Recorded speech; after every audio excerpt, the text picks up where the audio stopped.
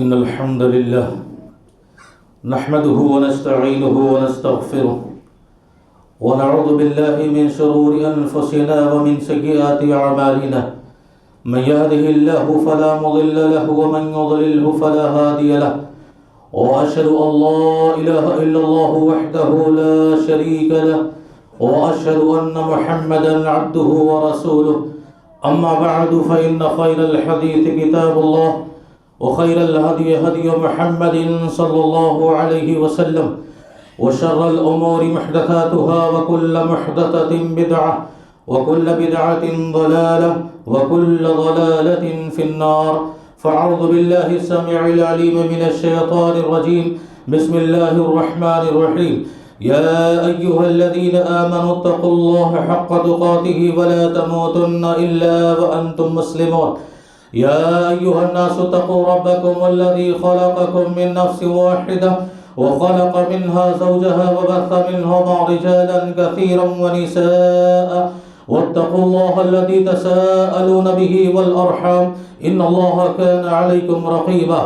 يا أيها الذين آمنوا اتقوا الله وقولوا قولا سديدا يصلح لكم أعمالكم ويغفر لكم ذنوبكم ومن يطع الله ورسوله فقد فاز فوزا عظيما وقال الله عز وجل بسم الله الرحمن الرحيم شهر رمضان الذي أنزل فيه القرآن هدى للناس وبينات من الهدى والفرقان۔ سب سے پہلے تمام قسم کی حمد و ثنا، بڑائی، کبریائی اور بزرگی اس اللہ عز و جل کے لیے لائق و زیبا ہے جس نے ہمیں اور آپ کو اس دنیا کے اندر پیدا فرمایا۔ بے شمار درود و سلام نازل ہو تمام نبیوں، پیغمبروں اور رسولوں پر، خصوصاً تاجدار مکی و مدنی احمد مصطفیٰ محمد مصطفیٰ صلی اللہ علیہ وسلم پر۔ حاضرین جمعہ، پیارے بھائیوں، بزرگوں، دوستوں، ننھے منھے معصوم بچوں، اللہ کے فضل و کرم سے ہم سب لوگوں نے 5 روزے اور 6 تراویح مکمل کر لی ہے، اور اللہ سے دعا گو ہے کہ اللہ رب العزت بقیہ ایام بھی ہمیں صحت و عافیت سے عبادتوں کا اہتمام کرنے کی توفیق عطا فرمائے، آمین۔ رمضان کا یہ مہینہ قرآن مجید کا بھی مہینہ ہے۔ یہی وجہ ہے کہ مسلمان ہمیشہ قرآن کی تلاوت کرتے ہیں، اس میں کوئی شک نہیں، لیکن رمضان کے آتے ہی ان کے اندر قرآن مجید کی تلاوت کا شوق اور جذبہ بڑھ جاتا ہے۔ وہ اس وجہ سے کہ یہی مہینہ نزول قرآن کا مہینہ ہے، اللہ نے اسی مہینے کے اندر قرآن مجید کو نازل فرمایا، اور یہ خود اپنے آپ میں دنیا کی سب سے افضل اور بہتر کتاب ہے، اور اس کتاب سے جس کا بھی تھوڑا بہت یا کیسا بھی کنیکشن رہا ہو، اس کتاب سے جس کا بھی رشتہ رہا ہو، اس کتاب سے جس کا بھی تعلق رہا ہو، آپ یقین جانیں وہ شخص بھی اور وہ چیز بھی دنیا کی سب سے افضل اور بہتر چیز ہے۔ آپ اندازہ کیجئے، قرآن مجید ماہ رمضان میں نازل ہوا، اللہ نے سارے مہینوں سے رمضان کے مہینے کو افضل بنا دیا۔ جو فرشتہ اس کتاب کو لے کر آیا، اللہ نے تمام فرشتوں سے سب سے افضل فرشتہ جبریل امین علیہ السلام کو بنا دی۔ یہ کتاب جس پیغمبر اور جس نبی پر نازل ہوئی، رب العزت نے سارے پیغمبروں اور سارے نبیوں سے بہتر اور افضل نبی بنا دیا۔ یہ کتاب جس رات میں نازل ہوئی، لیلۃ القدر کی، اللہ نے خیر من الف شہر، تمام مہینوں کی راتوں سے اور تمام راتوں سے افضل رات قرار دے دیا۔ اسی طرح یہ کتاب نازل ہوئی اور اس امت محمدیہ پر اللہ نے اس کتاب سے رشتہ ہونے کی بنیاد پر دنیا کے اندر آنے والے تمام امتوں سے اس امت کو افضل اور بہتر بنا دیا۔ تو آپ جس ناحیے سے بھی دیکھیں گے، یہ کتاب خود افضل ہے اور اپنے سے تعلق رکھنے والے کو بھی افضل بناتا ہے۔ اور روزہ اور قرآن، ایک حدیث میں اللہ کے نبی صلی اللہ علیہ وسلم نے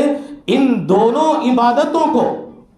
روزے دار کے روزے کو، قرآن کی تلاوت کرنے والے کو، ان دونوں کے ایک رشتے کو ایک حدیث میں بیان فرما دیا۔ جب اللہ کے نبی صلی اللہ علیہ وسلم نے فرمایا کہ الصیام والقرآن یشفعان للعبد یوم القیامہ، کہ لوگوں سنو، یہ روزہ جو تم رکھ رہے ہو، قرآن مجید جو اس کتاب کی تم تلاوت کر رہے ہو،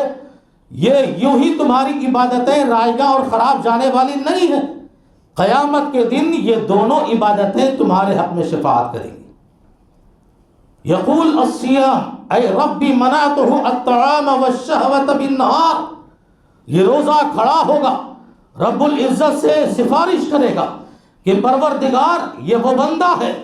جس نے روزے کا اہتمام کرتے ہوئے دن بھر بھوکا اپنے آپ کو رکھا تھا، دن بھر پیاسا اپنے آپ کو رکھا تھا، بیوی سامنے موجود تھی پر شریعت نے حرام قرار دیا تھا، اپنے جسمانی شہوت اور خواہش کو بھی مجھ روزے کی وجہ سے ختم کر دیا تھا، اپنی بیوی کے قریب نہیں گیا تھا، کھانے پینے شہوت تمام چیزوں سے یہ دور رہا تھا، فشفعني فی، اس کی شفاعت اللہ بارگاہ میں قبول فرمائے گا اور قبول کرائے گا انشاءاللہ۔ اور اللہ کی عبادت شفاعت کرے اور قبول نہ ہو نہیں سکتا۔ وَيَقُولُ الْقُرْآنُ، اور قرآن مجید کہے گا اے ربی منعتہ النوم باللیل، جب رات کی تاریکی میں، رات کے سکون میں پوری دنیا اطمینان کی نیند لے رہی تھی، چین کی نیند لے رہی تھی، یہ اور بات ہے کچھ اور نوجوان ہیں جو راتوں کی تاریکیوں میں، راتوں کے اندھیروں میں موٹر سائیکلوں کا ریس کر رہے تھے، کچھ نوجوان تھے جو راتوں میں ہوٹلوں میں بیٹھ کر گپ شپ اور اناپ شناپ کی باتیں کر رہے تھے، کچھ نوجوان تھے جو رات کی تاریکیوں کو نہ سمجھ کر، رات کی تنہائیوں کو نہ سمجھ کر وہ یوں ہی اپنا ٹائم پاس کر رہے تھے، لیکن اے رب یہ وہ شخص ہے جو تیرے سامنے کھڑا ہے، رات کی تاریکی میں اٹھ کر چراغ جلایا تھا، لائٹ جلائی تھی اور مجھ نسخہ کیمیا کو اپنے ہاتھ میں لے کر تلاوت کیا تھا، سب سو گئے تھے، میں نے اس کی نیندیں حرام کر دی تھی، میں نے اس کو سونے سے روک دیا تھا، اللہ کہے گا فشفعنی فی، جاؤ تیری شفاعت بھی قبول۔ تو روزہ اور قرآن ان دونوں کا بڑا گہرا رشتہ ہے۔ تلاوت جو ہم اور آپ کرتے ہیں، اللہ کے نبی صلی اللہ علیہ وسلم نے فرمایا الماہر بالقرآن مع السفرۃ الکرام بررہ، کہ وہ جو حافظ قرآن ہوتے ہیں، جو تجوید کے ساتھ بہترین آواز میں قرآن مجید کی تلاوت کرتے، اور ہم اور آپ اپنے کانوں سے سنتے ہیں ان کی آوازیں، کتنی بہتر آواز ہوتی ہے، کتنا بہتر انداز ہوتا ہے تلاوت کا، اور ہم سن رہے ہوتے ہیں، وہ حافظ قرآن کا مقام یہ ہے کہ اللہ کے نبی صلی اللہ علیہ وسلم نے فرمایا کہ وہ حافظ قرآن جو تجوید کے ساتھ، خوش آواز کے ساتھ قرآن پڑھتے ہیں، کل وہ بروز قیامت بزرگ فرشتوں کے ساتھ ہوں گے۔ انسانوں کو فرشتوں کی صحبت مل جائے، اس سے بڑی خوش نصیبی اور کیا ہو سکتی ہے جو معصوم عن الخطا ہے، فرشتوں کی صحبت میں دیکھیں۔ لیکن وہیں پر اللہ کے نبی صلی اللہ علیہ وسلم نے فرمایا کہ وہ لوگ بھی جو عمر کا خیال نہیں کرتے، بہت سارے لوگ ہیں، کہو عمر بڑھ گئی اب کہاں ہم قرآن سیکھ سکتے ہیں، نہیں، عمر کا بہانہ نہ بناؤ، عمر کا ہیلہ نہ بناؤ، زندگی کے جس بھی پڑاؤ پر ہو، بچپن میں ہو، جوانی میں ہو، بڑھاپے میں ہو، بچپن میں موقع نہیں ملا قرآن سیکھنے کا، جوانی میں موقع نہیں ملا قرآن سیکھنے کا، ٹھیک ہے اب بزرگ ہو گئے، بوڑھے ہو گئے، لیکن اب بھی روح باقی ہے، جان باقی ہے، زندگی باقی ہے، قرآن مجید کی ان آیتوں سے اپنے رشتے جوڑو، اس کو سیکھنے کی، اس کو پڑھنے کی کوشش کرو۔ آپ جانتے ہو اللہ کے نبی نے فرمایا صلی اللہ علیہ وسلم نے کہ وہ لوگ جو قرآن پڑھتے تو ہیں لیکن ان کو اچھی طرح پڑھنا نہیں آتا، بہت سارے لوگ ہیں، شوق تو ہے، ذوق تو ہے، جذبہ تو ہے، وہ بھی اس تمنا اور اس امید پہ رہتے ہیں کتنا قرآن پڑھ لوں اور کتنا پڑھ لوں، اور وہ پڑھتے بھی ہیں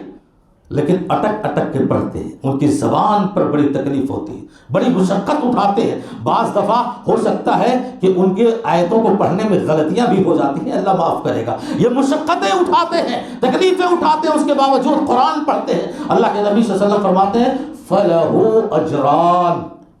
ایسے مشقت اٹھا کر پڑھنے والے لوگوں کے لیے دوگنا اجر ہے، دوگنا ثواب ہے۔ ذرا سوچ، اللہ کے نبی صلی اللہ علیہ وسلم نے قرآن کی آیتوں کو، قرآن کی سورتوں کو دنیا کی سب سے بڑی دولت قرار دیا۔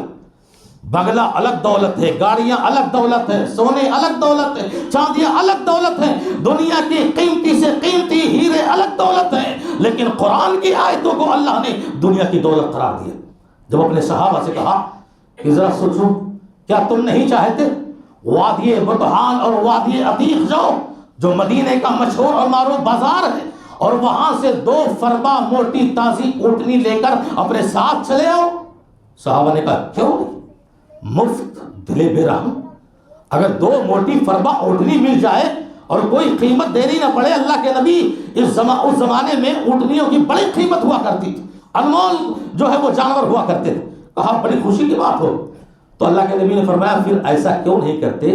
ہر صبح مسجد جاؤ، ہر صبح مسجد جاؤ، قرآن مجید کی صرف 2 آیتیں پڑھ کر چلے آؤ۔ اللہ، صرف 2 آیتیں پڑھ کر چلے آؤ، ان 2 اونٹنیوں سے بڑی دولت تمہاری یہ 2 قرآن مجید کی آیتیں ہوں گی۔ 3 آیتیں پڑھو گے 3 اونٹنیوں کی دولت ملے گی۔ یہ اللہ کے نبی صلی اللہ علیہ وسلم نے بشارت اور خوشخبریاں اور ایک شوق دلایا۔ اسی طرح کہا 1 حرف پڑھو اللہ 10 نیکی عطا فرمائے، 10 نیکی۔ دنیا کی بتاؤ کوئی ایسی کتاب،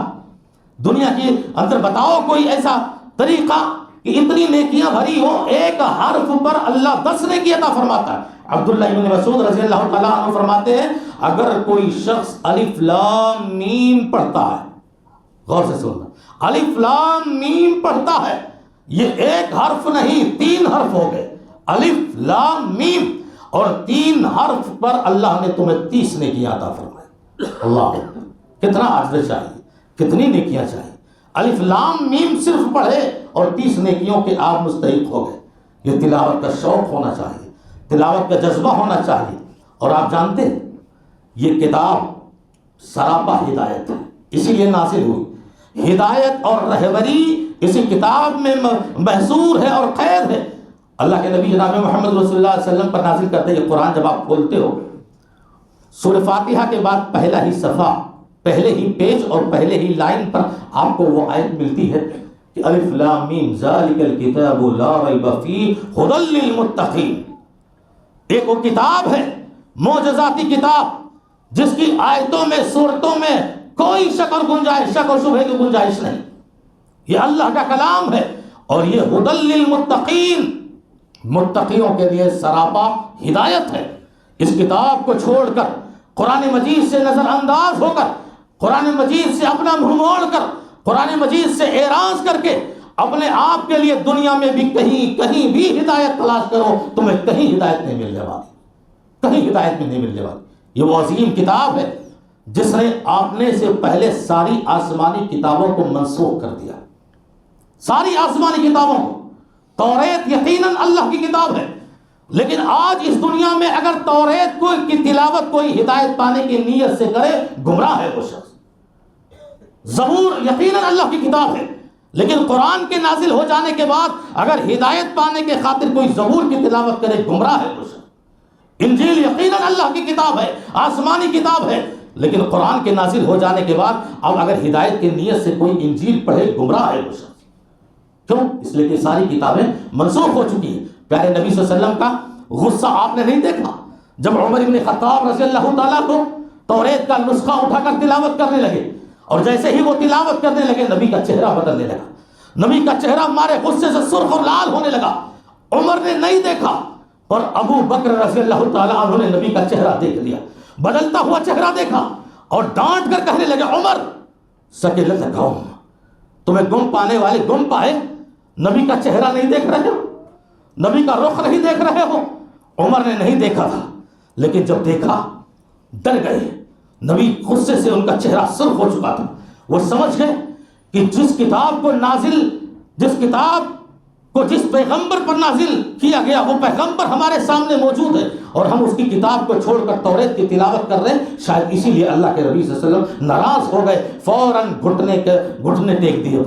گھٹنوں کے بل بیٹھ گئے اور کہنے لگے رضیت باللہ ربا وبالاسلام دینا وبمحمد نبی و رسولہ۔ اللہ میں راضی ہو گیا اللہ سے رب ہونے کے اعتبار سے، میں راضی ہو گیا محمد سے نبی رسول ہونے کے اعتبار سے، میں راضی ہو گیا اسلام سے دین ہونے کے اعتبار سے۔ جب یہ کلمات کہے نبی کا غصہ ذرا ٹھنڈا ہوا، نبی کی ناراضگی تھوڑی دور ہوئی، اور کہا عمر سنو، جس توریت کی تم تلاوت کر رہے تھے، جس پیغمبر پر یہ توریت نازل ہوئی حضرت موسیٰ علیہ السلام، اگر آج وہ آ جائیں اور تم مجھے چھوڑ کر ان کی اتباع اور پیروی کرنے لگو تو تم سب کے سب ذلیل ہو جاؤ گے، گمراہ ہو جاؤ۔ اور عمر سنو، اگر وہ موسیٰ پیغمبر جن پر یہ توریت نازل ہوئی آج وہ اگر یہاں اتر کر آ جائیں تو انہیں بھی میری اتباع کرنی پڑے گی، میرے قرآن کی اتباع کرنی پڑے گی۔ اندازہ کرو، یہ قرآن وہ عظیم کتاب ہے، نسخہ شفا ہے، نسخہ کیمیا ہے۔ اتر کر حرا سے سوئے قوم آیا اور ایک نسخہ کیمیا ساتھ لایا۔ روحوں کی شفا ہے، جسموں کی شفا ہے۔ اس کی آیتوں میں، اس کی صورتوں میں جسمانی بہت سارے مسائل حل کیے جاتے ہیں رقیہ اور شریعہ کے ذریعہ، لیکن مقصد جو تھا ہم نے اور آپ نے صرف اور صرف اس کو جسموں کی شفا کے لیے رکھا ہے۔ اس میں کوئی شک نہیں کہ جسمانی مسائل، جسمانی بیماریاں ان آیتوں سے حل ہوتے ہیں۔ اللہ نے فرمایا وَنُنَزِّلُ مِنَ الْقُرْآنِ مَا هُوَ شِفَاءٌ وَرَحْمَةٌ لِّلْمُؤْمِنِينَ، کوئی شک نہیں، لیکن مقصد یہ تھا کہ اس ہدایت سے، کتاب سے ہم اور آپ ہدایت اور رہنمائی حاصل کریں، اس کتاب سے سبق اور درس حاصل کریں، صرف جسمانی کے اعتبار سے نہیں، فلاں آیت فلاں تعویذ کے لیے، فلاں آیت فلاں گنڈے کے لیے، فلاں آیت فلاں بیماری کے لیے، صرف اسی لیے نہیں بلکہ یہ روحوں کی شفا کے لیے نازل ہوئی تھی یہ کتاب۔ آج ہم نے اس کتاب کو جو زندوں کے لیے نازل ہوئی تھی مردوں کی کتاب بنا دی ہے۔ اللہ کی قسم، سماج میں دیکھو، جس کتاب سے ہمیں نصیحت لینی تھی، جو کتاب زندوں کے دلوں کو بدلنے آئی تھی اور جو کتاب زندوں کی ہدایت کے لیے آئی تھی، آج وہ کتاب لوگوں نے صرف مردوں کے لیے بنا رکھی۔ روح نہیں نکل رہی ہے، ارے جلدی سے یاسین پڑھو، روح نکل گئی، قرآن خوانی کرو، 300 پارے پڑھ کر اسے بخشواؤ، اور قبر میں دفن کر دیا گیا آدمی، اب جاؤ قبر پہ کھڑے ہو کر قرآن مجید پڑھو۔ ہم نے مردوں کے لیے اس کو پتہ نہیں، جس میت کے لیے ہم نے یاسین پڑھا، قرآن خوانی کی، قبر پہ جا کے قرآن پڑھا، نامعلوم وہ شخص جو قبر میں جا چکا ہے قرآن پڑھنا جانتا بھی تھا نہیں تھا، یا سیکھنے کی کوشش بھی کی تھی کہ نہیں کی تھی۔ یہ زندوں کے لیے ہے، سراپا ہدایت اور رہنمائی کے لیے نازل ہوئی ہے۔ اللہ کے نبی صلی اللہ علیہ وسلم نے فرمایا کہ ان اللہ یرفع بہذا الکتاب اقواما ویضع بہ آخرین، یہ وہ عظیم کتاب ہے جس سے اللہ قوموں کو بلندیاں عطا فرماتا ہے، کامیابیاں عطا فرماتا ہے جب وہ قرآن کے احکام پر عمل کرتے ہیں۔ قرآن نے جن باتوں سے منع کیا اسے رک جاتے ہیں، اور جن باتوں کا حکم دیا اس پر عمل کرتے ہیں۔ قرآن کے احکامات پر عمل کرنے کی بنیاد پر اللہ قوموں کو بلندیاں عطا فرماتا ہے، اور اسی کتاب کو، اسی قرآن کو چھوڑ دینے کی وجہ سے اللہ ذلت و رسوائی اس قوم کے حق میں مسلط کر دیتا ہے۔ آپ نہیں جانتے 23 سالہ نبوی دور میں، صرف 23 سالہ، عرب قوموں کی جو حالت تھی، عربوں کی جو حالت تھی جانوروں سے بھی بدتر تھی۔ ان کے اندر آپسی دشمنیوں کی سیرت اور تاریخ پڑھو، وہ ایک دوسرے کی جان لینے کو مذاق سمجھتے تھے، وہ ایک دوسرے کی عزت و آبرو پر حملہ کرنے کو کھلواڑ سمجھتے تھے۔ وہ عرب کی قوم صرف 23 سالہ نبوی دور میں اللہ کے نبی صلی اللہ علیہ وسلم نے قرآن کی ان آیتوں سے انہیں ایسا کامیاب کیا، ایسا سرخرو کیا اور ایسا بلند کیا، اللہ نے قرآن کی برکتوں سے عربوں کو ایک عظیم قوم بنا دیا، ساری دنیا کو برآمد کرنے لگی تھی۔ لیکن بعد کے لوگ جب قرآن چھوڑتے گئے، وہ معزز تھے زمانے میں مسلمان ہو کر، اور ہم خوار ہوئے تارک قرآن ہو کر قرآن چھوڑ دیا، ہم نے اس کے حکامات و فرامین پر عمل کرنا چھوڑ دیا۔ انجام یہ کہ دنیا کے سب سے ذلیل قوم ہو گئی، سب سے بدترین قوم ہو گئی مسلم قوم، جس کے پاس قرآن جیسی عظیم کتاب ہو جو دنیا میں اتنی رسوا اور اتنا ذلیل ہو جائے، سوال نہیں اٹھتا۔ اس کا مطلب یہ ہے کہ کمزوری ہمارے اور آپ کے موجود ہے۔ آپ جانتے ہیں یہ قرآن مجید کی ایک ایک آیتیں اور ایک ایک حرف اپنے اندر وہ انقلاب رکھتی ہے کہ انسانوں کے دلوں کو پگھلانے کے لیے کافی ہے، انسانوں کے دلوں کو نرم کرنے کے لیے کافی ہے۔ اللہ کے نبی جناب محمد رسول اللہ صلی اللہ علیہ وسلم نے ایک ہی آیت سے آپ کے دل پر وہ اثر ہوا، آپ نے اس آیت کے اثر کو یہ قبول کیا کہ ایک رات تہجد کی نماز پڑھنے کے لیے کھڑے ہوئے اور سورۃ المائدہ کی ایک آیت آپ کے سامنے آ گئی۔ کون سی آیت؟ ان تعذبهم فانهم عبادك، ان تعذبهم فانهم عبادك وَإِن تَغْفِرْ لَهُمْ فَإِنَّكَ أَنْتَ الْعَزِيزُ الْحَكِيمُ۔ یہ آیت پیغمبر نے پڑھی، دل پر اتنا گہرا اثر ہوا۔ یہ آیت کا ترجمہ یہ تھا کہ اے اللہ یہ تیرے بندے ہیں، اگر تو چاہے تو ان کو عذاب دے، ان کو سزا دے، تیرا حق ہے، یہ تیرے بندے، تیرا اختیار ہے، تو ان کو سزا دے سکتا ہے، عذاب دے سکتا، لیکن اگر تو انہیں معاف کر دے تو غالب حکمتوں والا ہے۔ آپ جانتے ہیں یہ بات حضرت عیسیٰ علیہ السلام حشر کے میدان میں دبے الفاظ میں اپنی امت کے لیے اللہ سے سفارش کریں گے، اللہ سے شفاعت کریں گے۔ عیسیٰ پیغمبر اپنی امت کے لیے کہیں گے پروردگار یہ تیرے بندے ہیں، گنہگار ہیں، بے بس ہیں، لاچار ہیں، تو قادر مطلق ہے، تو اختیار والا ہے، تو اگر آج چاہے تو ان کو عذاب دے، تیرا پورا حق ہے، لیکن اللہ اگر تو انہیں معاف کر دے تو غالب حکمتوں والا ہے۔ اس آیت کے ترجمے کو پڑھ کر پیغمبر صلی اللہ علیہ وسلم نے دراصل یہ صرف عیسیٰ کی آواز نہیں بلکہ سارے پیغمبروں کا درد ہے، سارے پیغمبروں کی اپنی امت کو لے کر یہ تکلیف ہے، سارے پیغمبروں کو اپنی امت کو لے کر یہ فریاد تھی، ہوتی تھی اور ہوتی بھی رہے گی حشر کے عدالت میں۔ ہر پیغمبر اپنی امت کے لیے ٹینشن اور فکر میں ہوگا۔ اللہ کے نبی صلی اللہ علیہ وسلم نے اسی آیت کو پڑھ کر اتنا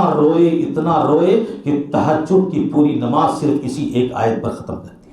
اسی ایک آیت کو۔ ارے سمجھ کر پڑھنے کی ضرورت ہے، تب نہ اثر ہوگا ہمارے دلوں میں۔ اسی لیے علامہ ابن قیم رحمۃ اللہ کہتے ہیں کہ کوئی شخص قرآن مجید کو ایک بار بغیر ترجمے اور تفسیر اور سمجھے ختم کر دے، ایک بار صرف تلاوت کر کے ختم کر دے، نہ سمجھے، نہ ترجمہ، نہ ٹرانسلیٹ، اور ایک شخص وہ جو صرف ایک آیت ترجمے اور تفسیر اور مفہوم کے ساتھ پڑھے، وہ ایک آیت کا پڑھنے والا بہتر ہے، وہ اچھا ہے۔ اس لیے کہ ہم ترجمہ اور مقصد اور اس کا غرض نہیں سمجھ پائیں گے، تلاوت میں ثواب ہے یہ الگ بات ہے، لیکن اس کی آیتوں کو سمجھ کر پڑھنے کی ضرورت ہے، تب ہمارے اور آپ کے دل بدلیں گے۔ آپ جانتے ہیں ایسا نہیں کہ مسلمان ہونے کے بعد جب اسلام قبول کر لے تب یہ قرآن کی آیتیں اثر کرتی ہیں، نہیں۔ آپ تاریخ اٹھا کر دیکھو، آیت نبوی میں حضرت جبیر ابن مطعم رضی اللہ تعالیٰ صحابی ہے یہ، اور اپنے اسلام لانے سے پہلے کا واقعہ بیان کرتے ہیں کہ میں ایک مرتبہ گیا اور مغرب کی نماز جماعت کے ساتھ کھڑی تھی، اللہ کے نبی صلی اللہ علیہ وسلم سورہ طور کی تلاوت کر رہے تھے، سورہ طور، میں تھوڑی دور باہر رہ کے سن رہا تھا سورہ طور کی تلاوت۔ اور سورہ طور آپ قرآن مجید کے اٹھا کر دیکھیں گے تو آخری رکوع میں اللہ نے کافر سے، مشرک سے اور نہ جانے باغیوں سے بہت ہی چھپتے ہوئے سوال کیے، اللہ نے سوال کیے۔ اس میں ایک آیت ہے ام خلقوا من غیر شیء اهم الخالقون، کہ اے پیغمبر ذرا پوچھو ان کافروں سے، ذرا پوچھو ان مشرکوں سے، ذرا پوچھو شرک کر کے اللہ سے بغاوت کرنے والے اس زمین پر رہنے والے لوگوں سے، ام خلقوا من غیر شیء ام هم الخالقون، ان کو پیدا کرنے والا کوئی خالق بھی ہے یا خود ہی یہ پیدا ہو گئے؟ جبیر ابن مطعم کہتے ہیں میں نے اس آیت کو سنا، میرے دل پر وہ گہرا اثر ہوا، مجھے یوں محسوس ہوا کہ میرے سینے میں دھڑکنے والا دل بے بس ہو چکا ہے، لاچار ہو چکا ہے، میرا دل میرے سینے میں اپنی جگہ موجود نہیں ہے، قاد قلبی یطیر، میرا دل اڑا جا رہا ہے۔ اس آیت نے میرے دل کو جھنجھوڑ کے، میرے ذہن کو جھنجھوڑ کے رکھ دیا کہ واقعی ان سے سوال پوچھو کافروں مشرکوں سے کہ اگر کوئی خالق ان کو پیدا نہیں کرنے والا تو کیا یہ خود بخود پیدا ہو گئے؟ سورہ نجم آپ تلاوت کر رہے تھے اور آخری آیت فَاسْجُدُوا لِلَّهِ وَاعْبُدُوا، یہ آیت پڑھنی تھی اور اس آیت پر سجدے تلاوت ہے۔ آپ صلی اللہ علیہ وسلم نے یہ آیت پڑھی، سجدے میں گر گئے، جو وہاں صحابہ تھے وہ بھی سجدے میں گر گئے، لیکن حیرت کی بات یہ رہی کہ وہاں جو مکہ کے کافر و مشرک تھے وہ بھی بے بس اور بے اختیار ہو کے سجدے میں گر گئے۔ جانتے ہیں کیوں؟ کیونکہ اس آیت کے اسلوب میں اللہ نے ایک ایسا بہترین اسلوب اور انداز کھینچا ہے کہ کافر اور مشرک کے بھی دل بے بس ہو گئے، لاچار ہو گئے، اللہ کا انکار کرنے والے، پیغمبر کا انکار کرنے والے، قرآن مجید کو اللہ کی کتاب نہ ماننے والے، لیکن آیتوں کا ترجمہ ان کے ذہن میں کیا آیا کہ وہ بھی بے بس ہو کر سجدے میں گر گئے جب اللہ نے کہا ازیفت الازیفہ، قریب آنے والی قیامت قریب آنے والی ہے، لیس لہا من دون اللہ کاشفہ، اور قیامت جو آنے والی ہے اس کا حتمی فیصلہ، اس کا حتمی دن اللہ کے سوا کوئی اور نہیں جانتا۔ پھر آگے کی آیت میں اللہ نے فرمایا وَتَضْحَكُونَ وَلَا تَبْكُونَ، ارے تمہیں تو رونا چاہیے، تم ہنس رہے ہو، وَأَنْتُمْ سَامِدُونَ، زندگی کو تم نے کھلواڑ بنا لیا ہے۔ فَاسْجُدُوا لِلَّهِ وَاعْبُدُوا، اس آیت کا آنا تھا کہ اللہ کے لیے سجدے کرو اور اسی کی عبادت کرو۔ سارے مشرکین گر گئے، اور آپ سبھی بچے بھی جانتے ہیں، مکتب میں پڑھنے والے، عمر ابن خطاب رضی اللہ تعالیٰ عنہ جیسے جلالی آدمی کو بھی اگر کسی نے موم بنایا تو قرآن کی آیتوں نے بنایا، وہ مشہور واقعہ ہے۔ عمر اسلام قبول کرنے پر مجبور ہو گئے اسی قرآن کی آیتوں کے ذریعہ۔ ضروری ہے میرے بھائیو دوست کہ قرآن مجید کی ہم جہاں تلاوت کرتے ہیں، تلاوت کا ثواب حاصل کرتے ہیں، اس کے ساتھ ساتھ ہم اس کے ترجمے، ٹرانسلیٹ اور ہر زبان میں آ چکی ہے، کوشش کرو اس کا ترجمہ پڑھنے کی، تب ہمارے اور آپ کے دل بدلیں گے۔ بہت ساری صورتیں ہیں خطبے کے آخر میں، بہت ساری صورتیں اور بہت ساری آیتیں ہیں جس کی فضیلت اللہ کے نبی صلی اللہ علیہ وسلم نے الگ سے بتلائی ہے، اور ہمیں اور آپ کو اپنی زندگی میں اس کا اہتمام کرنے کی ضرورت ہے۔ اللہ کے نبی صلی اللہ علیہ وسلم نے ابی بن کعب رضی اللہ تعالیٰ عنہ سے پوچھا، بتاؤ ابی، جانتے ہو قرآن مجید کی سب سے عظیم آیت کون سی ہے؟ بہت مشکل سوال تھا، کوئی آسان سوال نہیں تھا۔ اللہ کے نبی نے پوچھا، 6000 سے زیادہ آیتوں پر مشتمل یہ کتاب قرآن مجید، اور 6000 سے زیادہ آیتوں میں کوئی سوال کرے، بتاؤ سب سے عظیم آیت کون سی ہے ابی، تمہیں معلوم؟ حضرت ابی بن کعب رضی اللہ تعالیٰ عنہ تھوڑی دیر خاموش رہے اور سوچنے کے بعد کہا، اللہ کے نبی صلی اللہ علیہ وسلم میں سمجھتا ہوں کہ وہ آیت الکرسی ہے، وہ آیت الکرسی ہے۔ اللہ کے نبی صلی اللہ علیہ وسلم نے ان کے سینے پر ہاتھ تھپتھپایا، شاباش، یہ کہا شاباش لیہنک العلم یا ابا المنذر، اے ابی تمہیں قرآن مجید کا علم مبارک ہو، تم نے بالکل صحیح جواب دیا ہے، شاباشی دی۔ اور کیسے نہ، آیت الکرسی اللہ کے نبی نے فرمایا ہر فرض کی نماز کے بعد پڑھو، مرو گے کہ ڈائریکٹ جنت میں داخل ہو،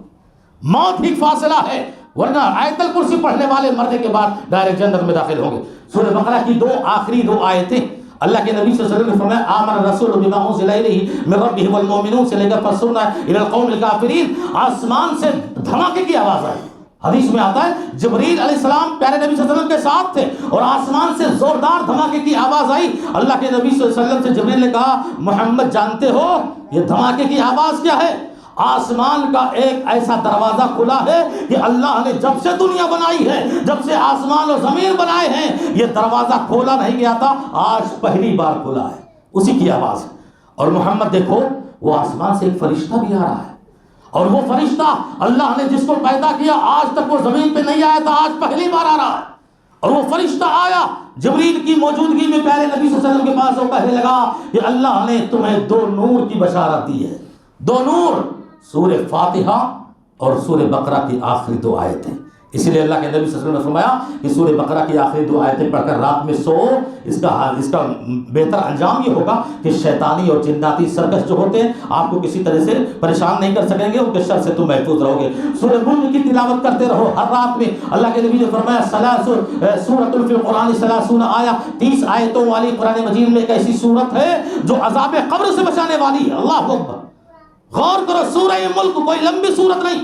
سورہ ملک کی روزانہ تلاوت کرو، یہ سورت اپنے پڑھنے والوں کو عذاب قبر سے بچانے والی ہے۔ اور اس سورت کے پڑھنے والے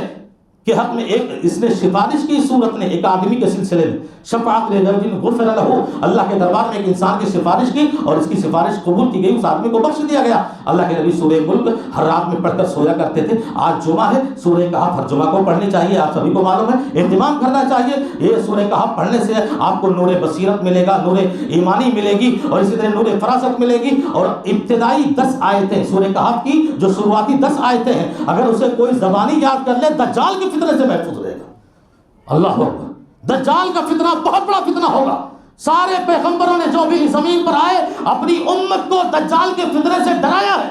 کہ اپنے آپ کو دجال کے فتنے سے پناہ مانگتے رہو۔ نماز میں ہم برابر دعا پڑھتے ہیں تشہد میں، اللہم انی اعوذ بک من فتنۃ المسیح الدجال۔ یہ سورہ کہف کی ابتدائی 10 آیتیں تمہیں دجال کے فتنے سے محفوظ رکھیں گی۔ اللہ رب العزت سے دعا ہے کہ العالمین ہمیں اور آپ کو خصوصاً رمضان کے مہینے میں زیادہ سے زیادہ قرآن ترجمے کے ساتھ اور تفسیر کے ساتھ اور ٹرانسلیٹ کے ساتھ پڑھنے کی توفیق عطا فرمائے، تاکہ ہمیں قرآن کے احکام کو سمجھنے میں پریشانی نہ آئے اور قرآن کی آیتیں ہمارے دلوں کو بدلنے کے لیے کافی ہو جائیں، ہمارے دلوں پر اثر ڈالیں۔ اللہ رب العزت سے دعا ہے کہ ہمیں زیادہ سے زیادہ قرآن سے رشتہ رکھنے کی توفیق عطا فرمائے۔ اللہ ہم سب کے عبادتوں کو قبول فرمائے، روزہ ہو، صدقہ ہو، خیرات ہو، تلاوت ہو، ہم جو بھی عبادتیں اللہ رب العزت اس مہینے میں کر رہے ہیں اور اس کے بعد جو بھی اللہ کرے ہمیں اس کی توفیق عطا فرمائے، ساری عبادتوں کو قبولیت سے نوازے، آمین۔ وآخر دعوانا الحمدللہ رب العالمین۔ خطبے کے آخر میں 2 منٹ کے اندر صرف 2 ضروری اعلان ہیں، 2 منٹ کے اندر۔ پہلا اعلان، ہمارے عطی اللہ صاحب اپنے چند ساتھیوں کے ساتھ مل کر ایک بہت ہی بہترین منصوبہ اور ارادہ لے کر آگے بڑھے ہیں کہ جو بچے روزہ رکھتے ہیں، جو بچے 10 سال کے نیچے، جن کے بھی بچے ہوں، وہ اگر روزہ رکھ رہے ہوں، یقیناً روزہ بڑی مشقت کا کام ہے، ان کی حوصلہ افزائی کے لیے، ہمت افزائی کے لیے انشاءاللہ عید کے بعد انہیں کچھ انعام تقسیم کیا جائے گا تاکہ وہ اگلے سال زندہ رہیں باسلامت، اور جب زندہ رہیں اور رمضان پائے تو اور زیادہ ان کے اندر شوق بڑھے۔ یہ ہر ماں باپ کا وتیرہ ہوتا ہے، لیکن ہمارے بھائی کو اللہ نے ہدایت دی ہے، توفیق دی ہے، اور وہ اس مشن کو لے کر آگے بڑھے ہیں۔ لہٰذا ہمارے جو بھی بھائی جن کے بچے روزہ رکھے ہوئے ہیں اور رکھ رہے ہیں، وہ اپنا نام موبائل نمبر کے ساتھ اس مسجد کے اندر جمع کر دیں، انشاءاللہ ان کی حوصلہ افزائی کے لیے باقاعدہ پروگرام رکھا جائے گا۔ اور ایسے لوگوں کا میں شکر گزار ہوں، ایسے جوانوں کا جو آگے بڑھ کر بچوں کی حوصلہ افزائی کے لیے یہ منصوبے بنائیں اور ارادے بنائیں۔ اللہ ہم سب کو اپنے بچوں کے ساتھ حوصلہ افزائی کے ساتھ ان کو روزہ رکھنے اور رکھانے کی اور اسی طرح نیکیوں کی طرف راغب کرنے کی توفیق عطا فرمائے، آمین۔ دوسرا اعلان، رمضان کا مہینہ چل رہا ہے، آپ سبھی جانتے ہیں، اور اس مسجد کے اندر اخراجات کئی گنا بڑھ جاتے ہیں، کئی گنا۔ پانی ہے، لائٹ کا بل ہے، جہاں 10-12 ہزار مہینے آتے تھے اب وہ اس مہینے میں 70-80 ہزار تک بڑھ جاتے ہیں۔ آپ سبھی کی نگاہ میں وہ ساری چیزیں موجود ہیں، اس لیے ہم نے ایک منصوبہ بنایا، وہ منصوبہ بھی الحمدللہ ٹھیک ٹھاک ہی ہوگا کہ چونکہ اخراجات دگنے ہو جاتے ہیں اور علاقے کا جو حال ہے اور ایریے کا اور اپنی بستی کا جو حال ہے وہ آپ سبھی دیکھ رہے ہیں، لوگ جو ہے ادھر ادھر ہو گئے ہیں اور ایک جگہ اکٹھا نہیں ہو پا رہے ہیں، اس لیے جمعہ ہی ایک ایسا موقع ملتا ہے جس کے اندر اعلان کر کے آپ لوگوں کا صدقہ اور خیرات اکٹھا کر کے ہم سب اس مسجد کے اخراجات کو الحمدللہ چلا رہے ہیں۔ اس لیے میں اپنے بھائیوں سے درخواست کروں گا کہ یہ رمضان کی ابتدا بھی آپ اپنے مسجد کے اس تعاون سے ہی کریں اور مسجد کے چندے سے کریں، ایک بڑا چندہ دیں تاکہ رمضان کے مہینے میں جو بھی رات اور دن، پورے رات اور دن مسجدیں کھلی ہیں، پانی گر رہے ہیں، لائٹیں جل رہی ہیں، پنکھے چل رہے ہیں، الحمدللہ سارے بھائی اور بچے عبادت کر رہے ہیں، اس میں بہت سارے اخراجات ہوتے ہیں، وہ ساری چیزیں آپ اپنی نگاہوں کے سامنے رکھیں اور بڑھ چڑھ کر اپنا تعاون پیش کریں اور صدقہ و خیرات کے ذریعہ اس مسجد کے اخراجات کو پورا کریں۔ اللہ ہم سب بھائیوں کی اس کی توفیق عطا فرمائے، آمین۔ بارک اللہ لنا ولکم فی القرآن العظیم۔